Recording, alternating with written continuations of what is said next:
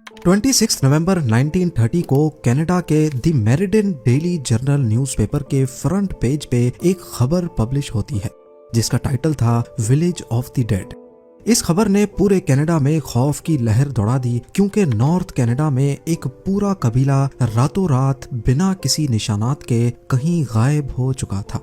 Zeme TV की videos में एक बार फिर से खुशामदीद। नाजरीन, नॉर्थ कनाडा के दूर दराज इलाके में मौजूद ये है एंजिकोनी लेक, जिसके किनारे पर एक छोटी सी बस्ती में एस्किमो नामी ट्राइब रहता था। इसमें करीब 100 से 150 लोग रहते थे जो इस लेक से मछलियां पकड़कर अपना गुजारा करते थे। ये नॉर्थ कनाडा का वो एरिया है जहां हजारों नहीं बल्कि लाखों स्क्वायर किलोमीटर्स के एरिया पर सिर्फ चंद हजार लोग ही बसते हैं और इसकी वजह यहाँ का सख्त तरीन मौसम है। एंजिकोनी लेक में मछलियों के अलावा आसपास के एरिया में दूसरे जानवरों का शिकार भी होता है और इसके लिए कई शिकारी यहाँ आते रहते हैं। ये नवंबर 1930 का एक ठंडा तरीन दिन था। जो लिबेल नामी एक शिकारी इस इलाके में शिकार के लिए आया। शिकार में वो इस कदर बिजी हो गया कि उसे पता ही नहीं चला कि कब अंधेरा हो गया। उसके जहन में एक आइडिया था कि वो पहले की तरह लेक एंजिकोनी के किनारे एस्किमो नामी कबीले में जाकर रात गुजार लेगा। इस कबीले के लोग बाहर से आए लोगों की खुशामद करने के लिए काफी मशहूर थे, लिहाजा जो लिबेल ने अपना सामान बांधा और एस्किमो की तरफ कदम बढ़ाने लगा। ये एक चांदनी रात थी, लेकिन दूर दूर तक बिल्कुल खामोशी छाई हुई थी। ना ही कोई शख्स नजर आ रहा था और ना ही किसी की आवाज। वो सिर्फ अपने कदमों की आवाज सुन पा रहा था। हालांकि जो पहले भी ऐसा कर चुका था, लेकिन आज कुछ न कुछ एबनॉर्मल जरूर था। वैसे नॉर्मली वो जब भी उस बस्ती के करीब पहुंचता तो कुत्तों के भौंकने की आवाजें आने लगती थी, जो कि बस्ती वालों ने ही पाल रखे थे। लेकिन आज के दिन बस्ती के करीब पहुंचने पर भी सिर्फ वीरानी और सन्नाटा था। ये सब महसूस करते हुए जो ने अपने कदमों की रफ्तार को बढ़ा दिया। उसको लग रहा था कि शायद गांव वाले सो रहे हैं या फिर कहीं गए हुए हैं। अब दूर से ही वो बस्ती के खैमे भी देख पा रहा था, जिनमें से धुआं उठता हुआ भी दिखाई दे रहा था। लेकिन करीब पहुंचने पर भी उसको किसी की आवाज सुनाई नहीं दी।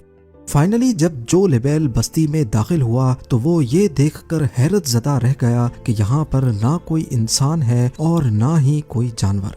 पर जो के लिए हैरानी की बात ये थी कि कुछ घरों के ऊपर से धुएं उठते हुए दिखाई दे रहे थे कि जैसे इनके अंदर कोई मौजूद हो। वो रैंडमली एक खैमे में गया, लेकिन वहां भी कोई मौजूद नहीं था और ऐसा ही हाल सारे खैमों का था। शायद जो ये सारा मंजर देखा अनदेखा करके वहां से चला जाता, लेकिन एक चीज ऐसी थी जिसने जो को और ज्यादा परेशानी में डाल दिया। कुछ घरों में खाना पकाने वाले बर्तन चूल्हे के ऊपर मौजूद थे, लेकिन उनमें खाना जल चुका था। यानी किसी ने रात के लिए खाना बनाने के लिए रखा तो था, मगर वो खा ना सके। यहाँ तक के बस्ती की औरतें जो कपड़े सिलाई करती थीं, वो कपड़े भी वहाँ मौजूद थे और सुई में धागा भी डला हुआ था।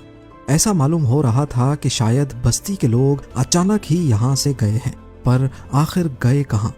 जो लिबेल ने पूरी बस्ती की तलाशी लेना शुरू कर दी। उसने देखा कि जो कुत्ते कबीले वालों ने पाल रखे थे, उनके गले में रस्सी बंधी पड़ी थी, लेकिन कुत्ते भूख से मर चुके थे। हालांकि कुत्तों के सामने खाना भी मौजूद था, पर उनको खाना देने वाला कोई इंसान वहां मौजूद नहीं था। एक जगह पर उसको एक कब्र खुदी हुई दिखाई दी। इस कब्र को देखकर ऐसा मालूम हो रहा था कि इसको खोदे हुए ज्यादा टाइम नहीं हुआ होगा। ये सब देखते हुए जो लिबेल की परेशानी और खौफ में बेहद इजाफा हो चुका था। वो रात के वक्त अकेला ये सारा मंजर देखकर काफी घबरा चुका था। यहाँ के लोग जब कहीं भी जाते हैं तो अपने साथ अपने कुत्ते जरूर रखते हैं, लेकिन ये सब देखकर ऐसा मालूम हो रहा था कि शायद यहाँ कुछ अजीब हुआ है। कोई ऐसी अनहोनी हुई है जिसने लोगों को अचानक से कहीं जाने पर मजबूर कर दिया है। इतना मजबूर कि वो अपने कुत्ते भी छोड़ गए, कपड़े, खाना और जलती हुई आग को भी बुझा ना सके। जो ये सब कुछ देखकर ज्यादा देर बर्दाश्त ना कर सका और जल्द अज जल्द करीबी टेलीग्राफ ऑफिस पहुंच गया। वहां से उसने रॉयल कैनेडियन माउंटेड पुलिस के कैंप्स पर राब्ता किया और उनको आंखों देखा हाल बयान कर दिया। पुलिस जब गांव में पहुंची तो जो लिबेल ने जो कुछ बताया था वो सच साबित हुआ। पुलिस को शक हुआ कि शायद यहाँ किसी ने हमला किया है और बस्ती के सारे लोगों को मार दिया है। लेकिन अगर ऐसा होता तो बस्ती में कहीं तो खून के निशानात मिलते। खून ना मिलता तो मार धाड़ की वजह से कुछ सामान ही बिखरा होता। पुलिस ने फौरन गांव वालों को ढूंढने के लिए एक सर्च ऑपरेशन का आगाज कर दिया। इस सर्च ऑपरेशन में एक बहुत ही अनोखी चीज देखने को मिली जो शायद जो ने भी नोटिस नहीं की थी। सारी बस्ती बर्फ से ढकी हुई थी, लेकिन उस बर्फ पर किसी के भी पांव के निशानात नहीं थे। वहां सिर्फ एक ही शख्स के पांव के निशानात थे और वो जो लेबेल के अपने थे। यानी अगर इस बस्ती में जो के अलावा कोई आया नहीं और कोई गया नहीं तो फिर बस्ती वाले गए तो गए कहाँ। लेक के ऊपर भी बर्फ जमी हुई थी और बस्ती वालों की कश्तियां जमीन पर खड़ी थी। क्योंकि इस मौसम में मछलियों का शिकार नहीं होता, इसी वजह से कश्तियों को जमीन पर खींचकर पार्क कर दिया जाता था।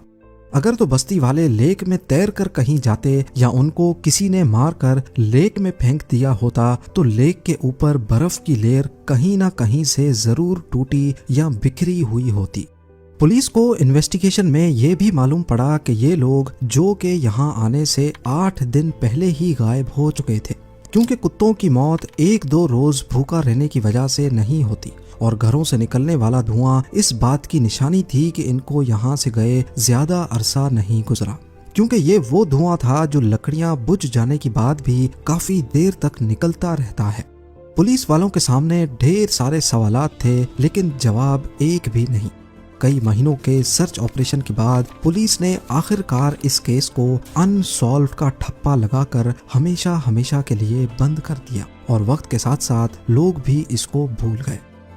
इस वाक़े के 50 सालों के बाद 1984 में रॉजर बोर और निजेल ब्लंडल नामी राइटर्स ने एक आर्टिकल लिखा और इस पूरे मामले को एलियंस से जोड़ने की कोशिश की। उन्होंने अपने आर्टिकल में बताया कि जब वो लोग इस एरिया को एक्सप्लोर करने एंजुकनी लेक के पास गए तो उन्हें वहां एक शिकारी और उसके 2 बेटे मिले।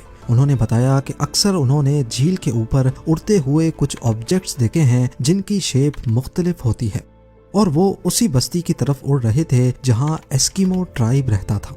इस स्टोरी को बेस बनाकर ये बताया गया कि शायद उस रात एलियंस उतरे थे और बस्ती में मौजूद सभी लोगों को वो अपने साथ ले गए।